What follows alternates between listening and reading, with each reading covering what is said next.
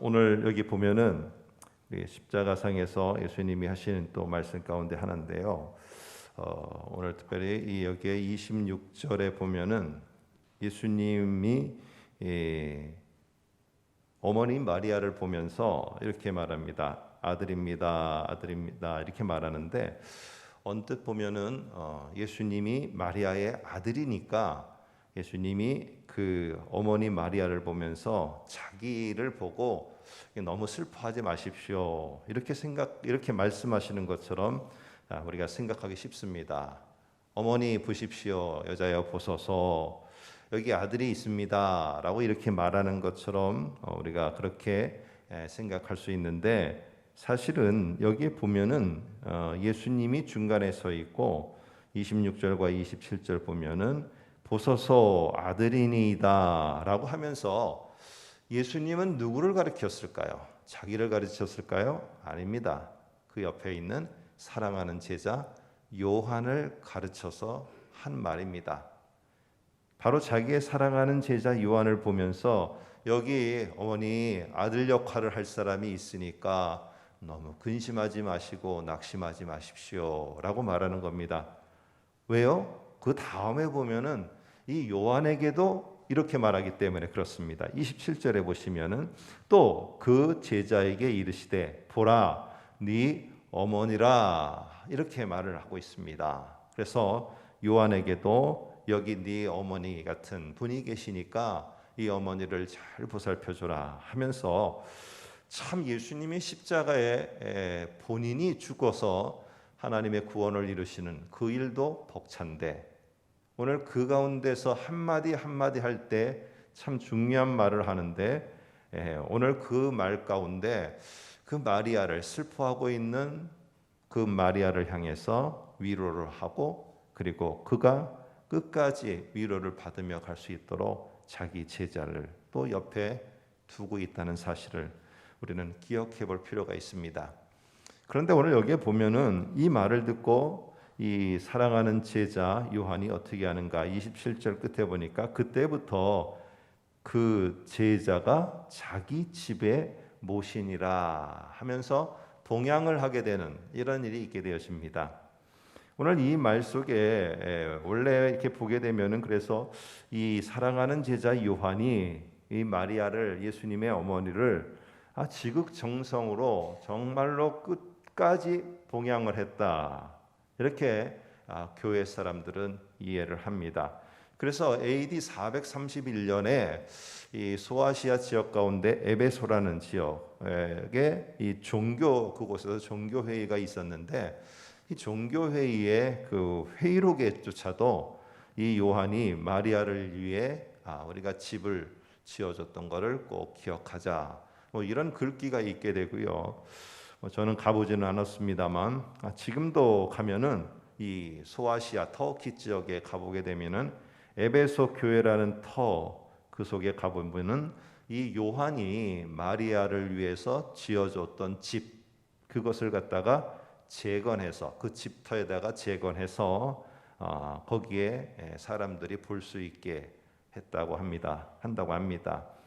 실제로 이 에베소 지역에 또 요한의 무덤도 있고요. 요한의 기념교회도 지금 있는 상태입니다. 자, 이러다 보니까 오늘 이 본문 속에서 이 요한이 그 자기가 있는 자기 집에 어머니를 모시고 마리아를 모시고 끝까지 봉양을 했다라는 것 속에서 이렇게 마리아를 끝까지 책임진 요한, 또 그것을 위탁한 예수님, 우리가 이렇게 이해합니다. 근데 오늘 저는 이런 일반적인 평이한 말을 가지고 여러분과 이 아침에 나누고자 하는 것이 아닙니다. 여기 끝에 나오는 단어, 그때부터 그 제자가 그 다음 말입니다. 자기 집에 모시니라 라고 되어 있는 이 말을 가지고 한번 생각해 보려고 합니다.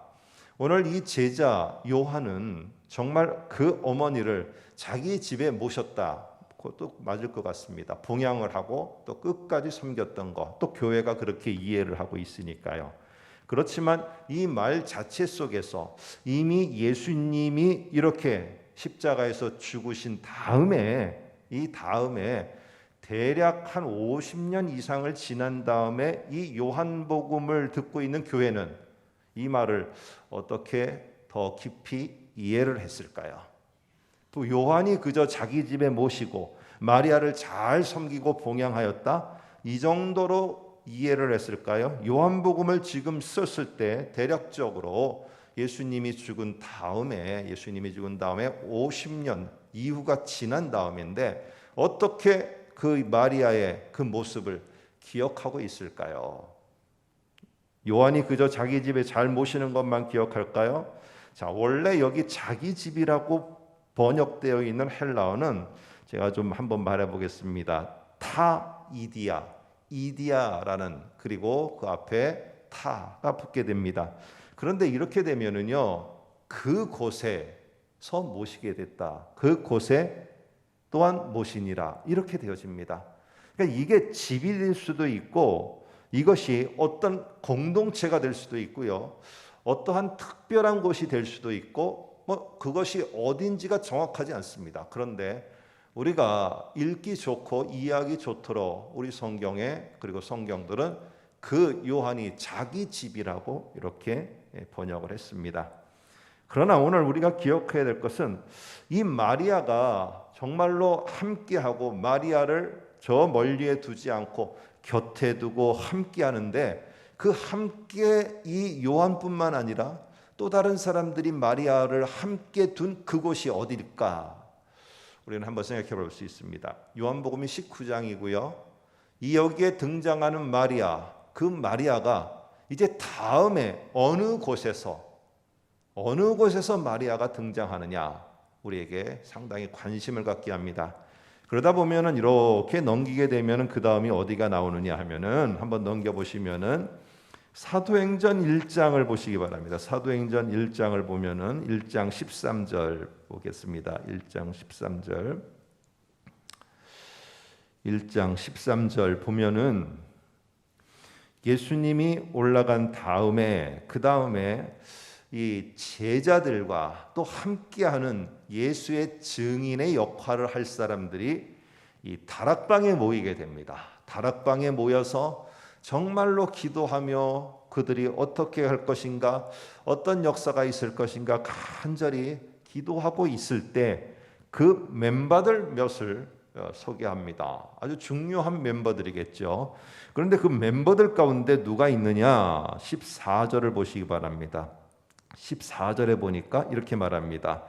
여자들과 예수의 어머니 마리아와 예수의 아우들과 더불어 마음을 같이하여 오로지 기도에 힘쓰니라 라고, 이렇게 이 마리아의 등장을 또 중요하게 오늘 이 14절에 언급을 하고 있다는 사실입니다.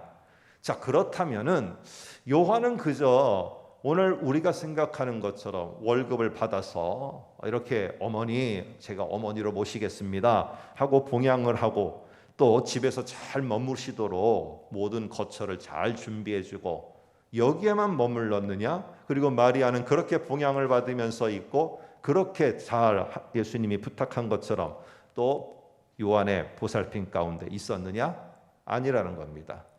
마리아는 지금 어느 멤버가 되었느냐? 예수 그리스도를, 그 예수 그리스도를, 부활한 예수 그리스도를 증언하는 일에 증인으로서의 멤버의 그런 멤버십을 가지고 들어가 있게 되었고, 아마 요한은, 이 요한의 사람들, 특별히 요한에 함께했던 교회 사람들은 이런 마리아를 더 깊이 기억했을 것입니다.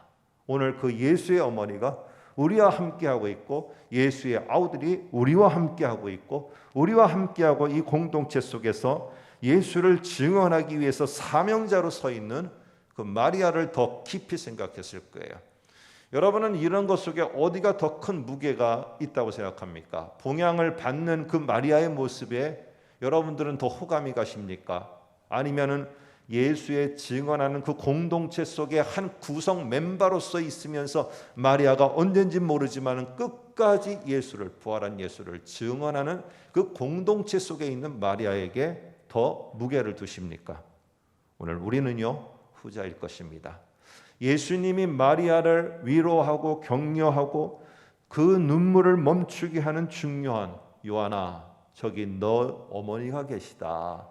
어머니, 여기 당신의 아들이 있습니다. 라고 했을 때 오늘 이들의 관계 속에서는 그저 봉양해서 그들의 생계를 유지시켜주는 정도가 아니라 마리아가 탁월하게 증인으로서 부활한 예수를 증언하는 자로서의 그 위치에 설 수 있도록 요한과 함께하는 제자들과 또 함께하는 공동체는 세워줬다는 사실입니다.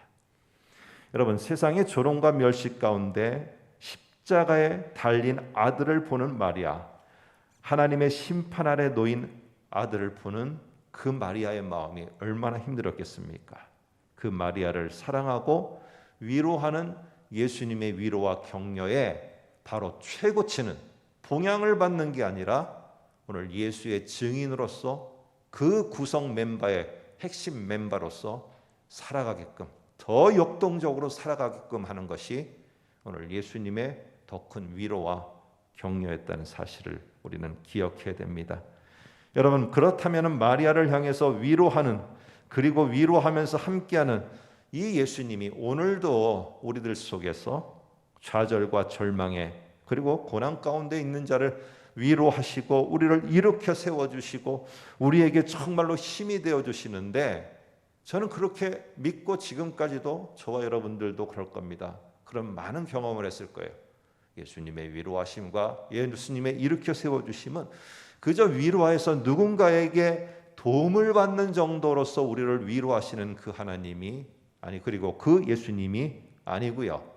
오늘 그 자리에서 일어서서 오늘 더 우리에게 주어진 역할, 비록 이 땅에서는 당신의 역할이 끝났습니다라고 세상은 우리를 다 단정지을지 모르지만은 오늘 예수님은 그렇지 않습니다.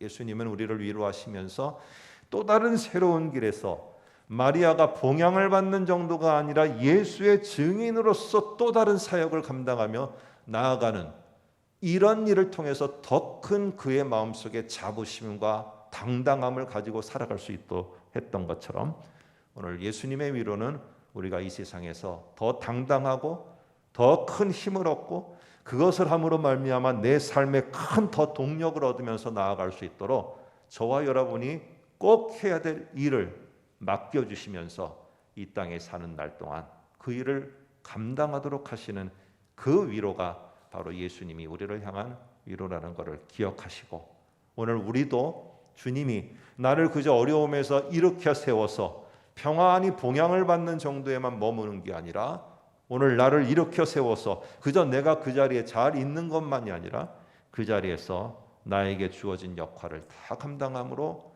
예수의 부활하신 예수의 증인으로서 살아가는 그 일까지 내가 감당하도록 하시는 이 예수님의 더 크고도 놀라운 은혜와 위로가 오늘 이 아침에도 우리 모두에게 있기를 소망합니다. 기도하겠습니다.